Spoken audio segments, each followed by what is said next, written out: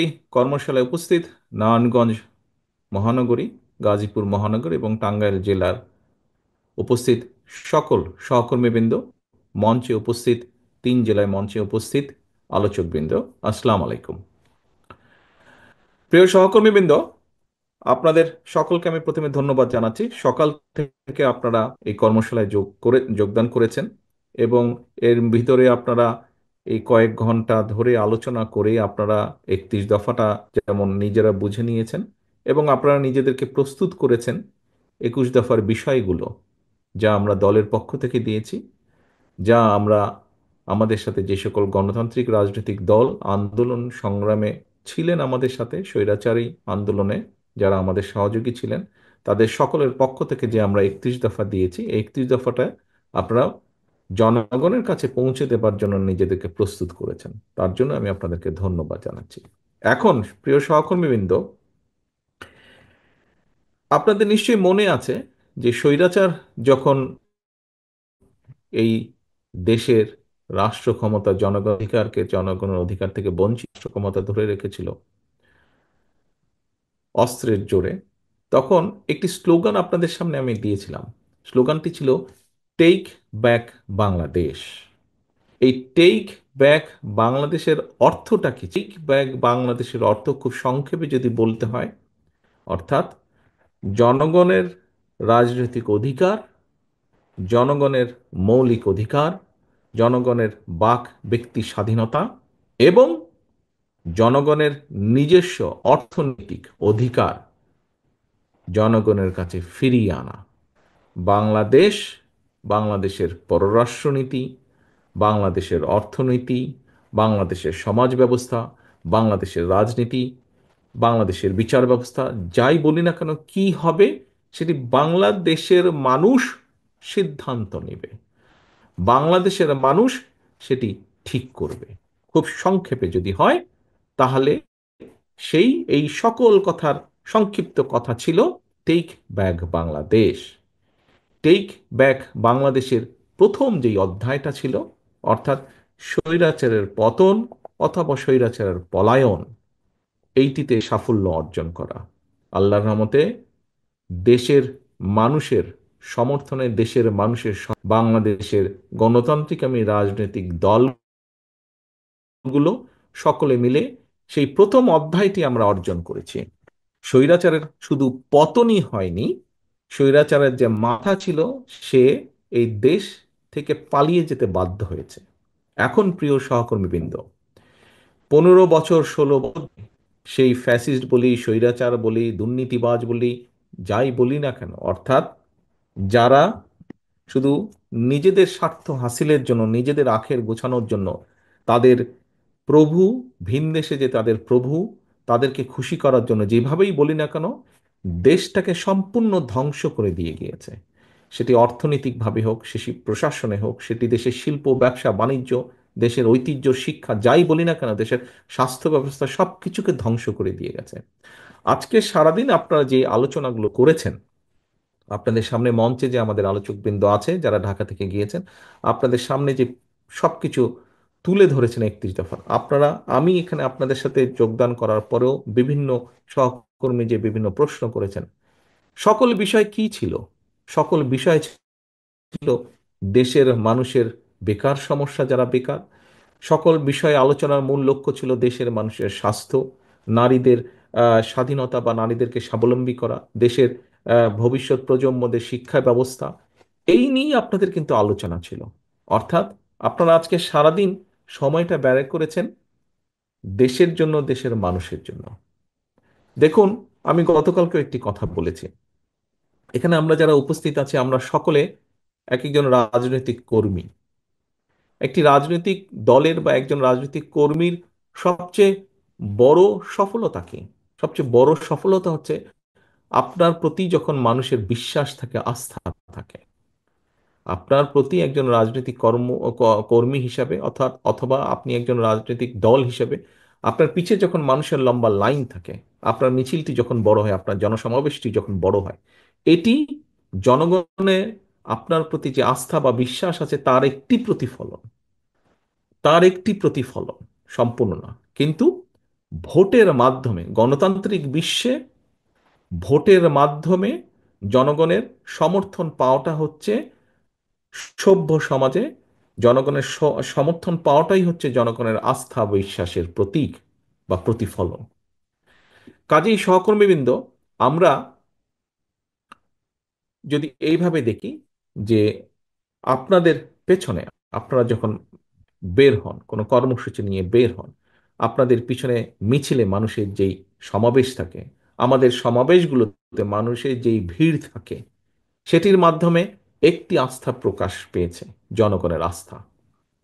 কিন্তু আরেকটি আস্থা, যেটি বিশ্বে গণতান্ত্রিক আস্থা বা ভোট হিসাবে বিবেচিত, সেই ভোটের আস্থাটি আমাদেরকে অর্জন করতে হবে।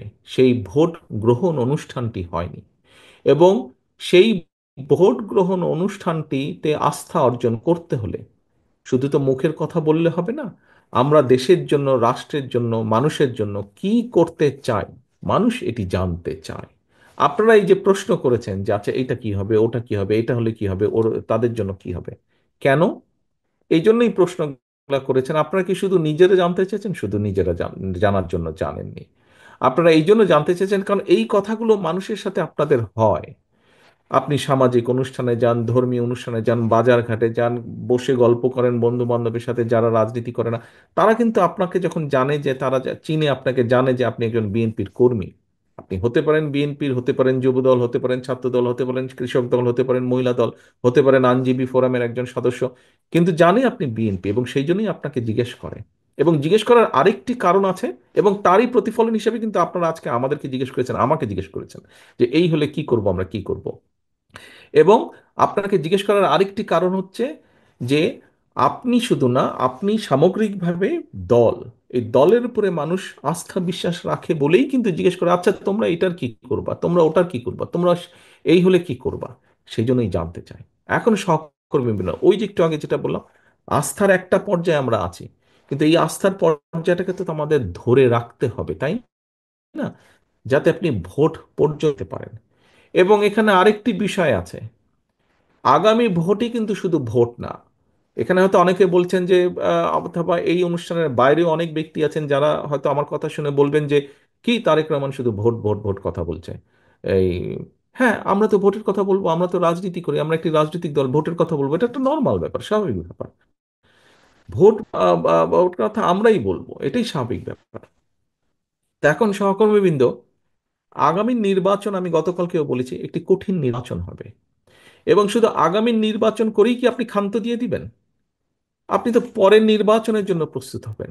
কাজেই এই নির্বাচনে আপনি 31 দফার কথা বলছেন, আগামী সামনে যে নির্বাচনটি হবে, যে আপনি সুযোগ পেলে, জনগণের সমর্থন পেলে আপনি এই এই কাজগুলো করবেন। মানুষ দেখতে চায় আপনি কি করবেন। মানুষ এখন জানতে চায়, আপনি 17 বছর সুযোগ পাননি, আপনাকে সেই সুযোগ দেওয়া নেই, আপনি সুযোগ পেলে আপনি কি করবেন। এখন শুধু কিন্তু শুধু কথায় চিড়া ভিজবে না। আপনাকে, আপনারা আমাকে যেভাবে জিজ্ঞেস করেছেন, আপনারা মঞ্চে যারা আছেন আলোচকবৃন্দ, তাদেরকে যেভাবে জিজ্ঞেস করেছেন পুঙ্খানুপুঙ্খ, আপনাকে ঠিক জনগণকে সেভাবেই জবাব দিতে হবে। আমাদেরকে যেভাবে জিজ্ঞেস করেছেন, জনগণ আপনাকে সেভাবে জিজ্ঞেস করবে। কাজে জনগণকে কনভিন্স করতে হবে, আপনার তাদেরকে মানাতে হবে, তাদেরকে তাদের আস্থা বিশ্বাস আছে কিন্তু সেটিকে ধরে রাখতে হবে। এবং পরবর্তী নির্বাচনের পরে আপনি সুযোগ পেলে আপনাকে সেগুলি বাস্তবায়ন করতে হবে, কারণ তারপরের নির্বাচনে আপনাকে কিন্তু প্রমাণ দিয়ে দেখাতে হবে যে আপনি এই নির্বাচনের আগে এই বলেছেন এবং সুযোগ পাবার পরে আপনি এই করেছেন। কতটুকু করেছেন জনগণ দেখতে চায়। হ্যাঁ, হয়তোবা আমরা সবকিছু করতে পারবো না, কিন্তু আমরা যদি জনগণের সামনে তুলে ধরতে পারি, প্রমাণ করতে পারি, সত্যিকার ভাবে দেখাতে পারি ইয়েস, সমস্যা ছিল কিন্তু আমরা চেষ্টা করেছি, এতটুকু আমরা এগোতে পেরেছি, হয়তো পুরোটা পারিনি, জনগণ নিশ্চয়ই সেটি বিবেচনা করবে। জনগণ নিশ্চয়ই সেটি বিবেচনা করবে। কিন্তু সহকর্মীবৃন্দ, এই যে জনগণের আস্থা, এই যে জনগণের বিশ্বাস, এগুলিকে আমাদের ধরে রাখতে হবে। দল হিসাবে বলেন, একজন রাজনৈতিক কর্মী হিসাবে বলেন। আপনারা এখানে যারা আজকে উপস্থিত হয়েছেন, 3 জেলায় প্রায় 3000-এর কাছাকাছি মানুষ উপস্থিত আপনারা আজকে হয়েছেন, 3000-এর বেশি হবেন খুব সম্ভব এই 3 জেলা মিলে। তো এই যে 3000 মানুষ, প্লাস মাইনাস 3000 মানুষ যে উপস্থিত হয়েছেন, এই 3000 মানুষ চোখ বন্ধ করে আমি বলে দিতে পারি প্রত্যেকটি মানুষের নামে একটি করে হলেও মিথ্যে বা গায়েবী মামলা আছে যার স্বৈরাচারের সময় দিয়েছিল, আছে না? প্রত্যেকটি না, একটি করে হলো, মিনিমাম একটি মামলাও আপনাদের বিরুদ্ধে আছে। কিন্তু সেই মামলার পরেও, সেই মামলা, সেই অত্যাচার নির্যাতন, ঘরে থাকতে পারেন নাই এই সাদা পোশাকে ডিবি পুলিশের এদের অত্যাচার নির্যাতন, তারপরেও তাদের যে এই স্বৈরাচারের যে দল ছিল, কি কি সব ছিল, তাদের হেলমেট বাহিনী, হাতুড়ি বাহিনী, এদের অত্যাচার নির্যাতন, ঘরে থাকতে পারেননি, পালিয়ে পালিয়ে থাকতে চায়, তারপরেও কিন্তু আপনারা জনগণের পক্ষে কথা বলতে ছাড়েননি। জনগণের অধিকার রক্ষার যে সংগ্রাম, সেটা থেকে আপনারা পিছিয়ে আসেননি সহকর্মীবৃন্দ। কাজী আপনারা যখন এত দূর কষ্ট করেছেন, কেন আপনারা এমন কাউকে সুযোগ দিবেন যে নিজের স্বার্থ হাসিলের জন্য আপনার এই কষ্টে পানি ঢেলে দিবে? কেন সেই সুযোগ আপনি দিবেন? কেন? কিছু সংখ্যক লোক তার নিজেদের স্বার্থ সিদ্ধির জন্য, স্বার্থ হাসিলের জন্য আমাদের এত কষ্টের মধ্যে পানি ঢালার চেষ্টা করছে। এই যে সারাদিন আপনারা এখানে বসেছেন, আপনি তো সারাদিন গত 8টা 10টা ঘন্টা এখানে আপনি ব্যয় করেছেন, আপনি সময় দিয়েছেন। এই যে বসে থেকেছেন, এটার জন্য একটা এনার্জি লাগে। এই যে আপনি এসেছেন, তার জন্য অর্থ খরচ হয়েছে আপনার। বাস ভাড়া বা সিএনজি ভাড়া বা রিক্সা ভাড়া যেটাই দেন, আপনি দিয়েছেন, অর্থ খরচ হয়েছে। আপনার সময়, আপনার পরিশ্রম, আপনার অর্থ আপনি কেন খরচ করেছেন? আপনার আদর্শকে তুলে ধরার জন্য। আমরা দেশ নিয়ে যেই পরিকল্পনা করছি, সেগুলো যাতে আমরা বাস্তবায়ন করতে পারি, সেটি ভালোভাবে জেনে নিয়ে গিয়ে জনগণের কাছে উপস্থাপন করা, জনগণকে এটি ভালোভাবে বোঝানো, যাতে জনগণ আরো দৃঢ়ভাবে আপনাকে সমর্থন দেয়। তাহলে আপনি যখন এতগুলো কষ্ট করলেন সহকর্মীবৃন্দ, কেন আপনার পাশে বা পেছনে লোকটা, সে যদি নিজের স্বার্থ হাসিলের জন্য এমন কিছু করে যা আপনাকে, আপনার দলকে বিতর্কিত করবে, কেন আপনি সেই সুযোগ দিবেন তাকে? কেন দিবেন? দেবার কি একটি কোনো যৌক্তিক কারণ আছে যে আপনি তাকে সেই সুযোগ দিবেন তার ব্যক্তি স্বার্থ হাসিলের জন্য? আমরা তো ব্যক্তি স্বার্থ নিয়ে এখানে কোনো আলাপ করিনি সারাদিন। কেউ কি কারো ব্যক্তি স্বার্থ নিয়ে এখানে সারাদিন আলাপ করেছেন? কেউ ব্যক্তি স্বার্থ নিয়ে আলাপ করেন? প্রত্যেকে আপনারা দেশ, দেশের মানুষের জন্য সারাদিন চিন্তা করেছেন, আলাপ করেছেন, কথা বলেছেন আপনারা। কাজেই সহকর্মীবৃন্দ, আ- আপনারা প্রায় বলেন, আমি প্রতি অনুষ্ঠানে বলি, আমার সাথে যখন কথা হয়, সেটি ইউনিয়ন পর্যায়ে হোক, গ্রাম পর্যায়ে হোক, জেলা পর্যায়ে হোক, উপজেলা থানা পর্যায়ে হোক, বিভাগ পর্যায়ে হোক, যেই নেতা, যেই সহকর্মী, যেই কর্মীর সাথে আমার কথা হয়, একটি কথা আপনারা বললেন যে, ভাই, মানুষ বিএনপির দিকে তাকিয়ে আছে। ইয়াস, মানুষ যদি বিএনপির দিকে তাকিয়েছে, আপনাকেও তাকাতে হবে জনগণের দিকে, আপনাকেও তাকাতে হবে মানুষের দিকে। অর্থাৎ এই জন্য তাকাতে হবে, তার কথা আপনাকে চিন্তা করতে হবে, আপনাকে বুঝতে হবে, আচ্ছা, যে আমার এলাকার জনগণ আমি কিভাবে চললে পছন্দ করবে, আমি কিভাবে কথা বললে আমাকে পছন্দ করবে আগে থেকে বেশি, আমি কি করা উচিত, কি করা, এ বিষয়ে আপনাকে নজর রাখতে হবে। এ বিষয়ে শুধু আপনাকে নজর রাখলে চলবে না, শুধু আপনার একা করলে চলবে না। আপনি যে এখানে গলাকে পা ঝুলিয়ে যে এখানে উপস্থিত হয়েছেন, আপনি আপনি দেখুন, আপনার ওইখানে কিন্তু নামের সাথে লেখা আছে আপনি কি, একটা পদবি আছে আপনার। আপনার এই যে গলায় যে কার্ডটা, ওখানে একটা পদবি আছে আপনার। এই পদবিটা মানে হচ্ছে আপনি নেতৃত্ব দিচ্ছেন। আপনার আন্ডারে 10 জন, 20 জন, 5 জন, 100 জন, 500 জন, 1000 জন নেতা বা কর্মী আছে আপনার নিচে, যারা আপনাকে খেয়াল রাখতে হবে তাদেরকে, যাতে তারা কেউ গড়বড় করতে না পারে, গড়বড় করতে না পারে। একটা পরিবারে যেখানে 5 জন, 7 জন, 8 জন, 10 জন ভাই বোন থাকে, দুই একটা একটু দুষ্টু টুষ্টু থাকে, ওগুলোকে একটু টাইট দিয়ে রাখতে হয়। ওগুলোকে টাইট দিয়ে রাখতে হয় যাতে দুষ্টামি না করে, ওই পাশের বাড়ির আমটা যাতে ঢিলা না মারে।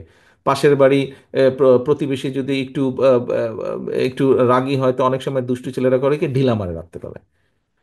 এই যে পরিবারের ওই যে ভাইটা বা যেই সন্তানটা এরকম একটু দুষ্টামি করে, ওকে টাইট দিয়ে রাখতে হয়। আমাদের দলের মধ্যে হয়তো এরকম থাকতে পারে, একটু দুষ্টু থাকতে পারে। এদেরকে টাইট দিয়ে রাখতে হবে। এরা বুঝেই হোক না বুঝেই হোক দলের ক্ষতি করে ফেলছে বা ফেলে অনেক সময়। কিন্তু আপনাদেরকে রাখতে হবে। এই যে বললাম যে গলায় পাশটা, এখানে পদবিতে লেখা আছে, এটা তবে একটা মর্যাদা আছে। শুধু কি মর্যাদা আছে? মর্যাদার পাশাপাশি একটা দায়িত্ববোধ আছে, একটা দায়িত্ব আছে। সহকর্মীবৃন্দ, আপনাকে সেই দায়িত্বটা, যেই পদটা লেখা আছে আপনার এই পাশের মধ্যে, এই দায়িত্বটা আপনাকে নিতে হবে, পালন করতে হবে, এবং এই দায়িত্বটা অনেক গুরুত্বপূর্ণ। এই দায়িত্বটা অনেক গুরুত্বপূর্ণ। আজকে আপনারা এখানে সংসদ নিয়ে আলোচনা করেছেন, আপনারা এখানে বিচার বিভাগ নিয়ে আলোচনা করেছেন, আপনারা এখানে উচ্চ কক্ষ নিয়ে আলাপ করেছেন। আমি যদি বলি আজকে আপনারা হচ্ছেন বিএনপির পার্লামেন্ট সদস্য, আপনারা হচ্ছেন বিএনপি যে সংসদ, বিএনপি নামক যে সংসদ, সেই সংসদের সদস্য আপনারা। বুঝতে পারছেন আমি কি কথাটা বলছি? আপনারা হচ্ছেন বিএনপি যেই সংসদ, সেই বিএনপি সংসদের মেম্বার আপনারা। তাহলে সংসদ, বিএনপি নামক সংসদের যদি মেম্বার হন আপনারা, আপনাদের দায়িত্ব আছে, এবং দায়িত্ব কিন্তু গুরুত্বপূর্ণ দায়িত্ব। গুরুত্বপূর্ণ দায়িত্ব। কাজে আসুন সহকর্মীবৃন্দ, আজকের এই 31 দফা আমরা শুধু এই ঘর বা এই প্যান্ডেলের ভিতরে সীমাবদ্ধ রাখবো না। আজকের এই 31 দফা আমরা ছড়িয়ে দিব। আমরা ছড়িয়ে দিব গ্রামে গ্রামে, প্রত্যন্ত মানুষের কাছে আমরা ছড়িয়ে দিব। আজকে আজকে আমাদেরকে ছড়িয়ে দিতে হবে প্রত্যন্ত অঞ্চলের মানুষের কাছে। তাদেরকে বলতে হবে, ভাই আমি এই করতে চাই, আমাকে তুমি সুযোগ দাও। আমি এই করতে চাই তোমার জন্য, আমি এই করতে চাই আমাদের ভবিষ্যৎ প্রজন্মের জন্য, আমি মা বোনদের জন্য এই কাজ করতে চাই। আমি কিন্তু তোমার সমর্থন ছাড়া আমি পারবো না। আর তুমি যদি আমাকে সমর্থন দাও, আমি আমার সর্বোচ্চ দিয়ে তোমার জন্য, দেশের জন্য, দেশের মানুষের জন্য আমি চেষ্টা করব। এই আস্থাটা ধরে রাখতে হবে সহকর্মীবৃন্দ, এই আস্থাটা ধরে রাখতে হবে। আস্থা ধরে রাখার দায়িত্ব আপনার। আস্থা ধরে রাখার দায়িত্ব আপনার কর্মী হিসেবে, দলের কর্মী হিসেবে। আস্থা ধরে রাখার দায়িত্ব জনগণের না। জনগণ দেখবে কার প্রতি তার আস্থা আছে, সে সেই দিকে যাবে। কাজে আসুন, আজকে আমরা যেরকম এখানে ট্রেনিং নিলাম সকাল থেকে, আমরা যেরকম নিজেদেরকে প্রস্তুত করলাম যে আমরা জনগণের কাছে পৌঁছে দিব আমাদের কাজগুলো, আমাদের কথাগুলো, আমাদের উদ্দেশ্য লক্ষ্য পৌঁছে দেব, একই সাথে আমরা নিজেদেরকে সংযত রাখবো, অনেক কিছু থেকে সংযত রাখবো। যেই কাজগুলো থেকে নিজেদেরকে সংযত রাখলে এবং আমাদের সহকর্মীদেরকে বাধ্য করব সংযত থাকতে, যেই কাজগুলো থেকে নিজেদেরকে সংযত রাখলে মানুষের আস্থা আমাদের উপরে বৃদ্ধি পাবে, মানুষের বিশ্বাস আমাদের উপরে বৃদ্ধি পাবে, আমাদের সুনাম বৃদ্ধি পাবে, আমরা সেই কাজগুলো থেকে নিজেদেরকে সংযত রাখবো। মানুষ যা চায় না। ভাই রাজনীতি করেন কেন? আপনি করেনই তো মানুষের জন্য। তো যেই মানুষের জন্য আপনি রাজনীতি করেন, এমন কাজ কেন আপনি করবেন যেখানে আপনার আস্থার সংকট দেখা দিবে, তাই না? আস্থার সংকট দেখা দিবে, এরকম কাজ আমরা করব না। সহকর্মীবৃন্দ, আমাদের বহু সহকর্মী গুম হয়েছে, খুন হয়েছে গত 15, 16, 17 বছরে। জুলাই আগস্ট মাসে আমাদের 500 জনের উপরে নেতা কর্মী সারা দেশে আমাদের খুন হয়েছে। 5 শতাধিকের উপরে মানুষ, সহকর্মী আমাদের হত্যার শিকার হয়েছে এই জুলাই আগস্ট মাসে। আর কোনো রাজনৈতিক দলের হয়েছে কিনা আমার জানা নেই, অন্তত আমার দলের নেতাকর্মীরা 500-র মতন নেতাকর্মীরা খুনের শিকার হচ্ছে। হাজার হাজার নেতাকর্মী। আপনাদের এই মঞ্চে, এই এই অনুষ্ঠান স্থলে অনেকে বসে আছেন যারা বিভিন্নভাবে শারীরিকভাবে ক্ষতিগ্রস্ত হয়েছেন। কতজনের ব্যবসা বাণিজ্য নষ্ট হয়েছে, ঘর বাড়ি ভেঙে দিয়েছে আওয়ামী লীগের লোকজন। সেগুলো কি ভুলে গিয়েছেন আপনারা? কেন ভুলে যাবেন সেগুলো? সেগুলো ভুলে যাবেন না। এবং একটি কথা আপনাদেরকে আজকে আমি বলি, আমি যেভাবে চিন্তা করি পুরো বিষয়টাকে, আমার সাথে অন্যায় হয়েছে, অবিচার হয়েছে, আমার পরিবারের সাথে হয়েছে, আমার বাবাকে হত্যা করা হয়েছে, আমার মার সাথে অন্যায় করা হয়েছে, তাকে অত্যাচার করা হয়েছে, আমার ভাই মৃত্যুবরণ করেছে এই অত্যাচারের কারণে। আজকে এর জবাব যদি আমাদেরকে দিতে হয়, এই অন্যায় অত্যাচারের, আপনাদের সাথে যে অন্যায় হয়েছে, আমাদের বহু নেতাকর্মী, বাবা মারা গিয়েছে, মা মারা গিয়েছে, স্বজন মারা গিয়েছে, হাতকড়া অবস্থায় তাকে জানাজা পড়তে বাধ্য করেছে, আমাদের বহু সহকর্মী মারা গিয়েছে জেলখানার ভিতরে হাতকড়া পরা অবস্থায়। নিশ্চয়ই আপনাদের সেগুলো মনে আছে। এখন আমরা যদি এই সকল অন্যায়ের, অবিচার, অত্যাচারের জবাব দিতে চাই, যদি জবাব দিতে হয়, তাহলে তারা যা করেছে সেভাবে করলে জবাব দেওয়া হবে না, তাহলে তাদের আর আমাদের মধ্যে কোনো পার্থক্য থাকলো না। সে অধম বলে কি আমরাও অধম হব নাকি? আমাদেরকে যদি জবাব দিতে হয়, আমাদের 31 দফা যদি আমরা সফল করতে পারি, তাহলেই জবাব দেওয়া হবে। দেশি এবং বিদেশি ষড়যন্ত্রকারী যারা, যারা দেশি এবং বিদেশি ষড়যন্ত্রকারী, যারা চায় না এদেশে গণতন্ত্র প্রতিষ্ঠিত হোক, যারা চায় না এই দেশের মানুষ রাজনৈতিকভাবে এবং অর্থনৈতিকভাবে সফল হোক, স্বাবলম্বী হোক, যারা এটা চায় না, আমরা যদি 31 দফা সফল করতে পারি, তাহলে মানুষের ভোটের অধিকারকে প্রতিষ্ঠিত করতে পারি, তাহলেই তাদেরকে আমাদের জবাব দেওয়া হবে। তাহলেই তাদেরকে আমাদের জবাব দেওয়া হবে। তাদের কায়দায় আমরা জবাব দেব না তাদেরকে। তাদেরকে আমরা জবাব দেব আমার কায়দায়। কি সেই কায়দা? যা শহীদ জিয়া করতে চেয়েছিলেন দেশ এবং মানুষের জন্য, সেই কাজটি করা। যা দেশনেত্রী খালেদা জিয়া দেশ এবং দেশের মানুষের জন্য করতে চেয়েছিলেন, সেই কাজটি করা। যা আমরা 31 দফায় বলেছি, সেই কাজগুলোকে সফল করার মাধ্যমেই আমরা সেই ষড়যন্ত্রকারীদের জবাব দিতে পারবো, সেই স্বৈরাচারদের জবাব দিতে পারবো। কাজে আসুন সহকর্মীবৃন্দ, আমরা আজকে প্রতিজ্ঞা নেই, আমরা আজকে শপথ গ্রহণ করি। 31 দফাকে যেভাবে আমরা পৌঁছে দিব মানুষের কাছে, একইভাবে সে 31 দফাকে যাতে আমরা সফল করতে পারি, ওই স্বৈরাচার, ওই ষড়যন্ত্রকারীদের জবাব দেওয়ার দিতে পারি 31 দফাকে সফল করার মাধ্যমে, তার জন্য মানুষের আস্থা, মানুষের বিশ্বাসকে আমাদের প্রতি কিভাবে ধরে রাখবো, সেই পরিকল্পনা আমরা গ্রহণ করি, সেই প্রতিজ্ঞা আমরা গ্রহণ করি। সহকর্মীবৃন্দ, সকল সহকর্মীবৃন্দ, আপনাদের সকলকে ধন্যবাদ জানিয়ে আমার বক্তব্য শেষ করছি। আসুন, আমাদের টেক ব্যাক বাংলাদেশ কিন্তু এখনো শেষ হয়ে যায়নি।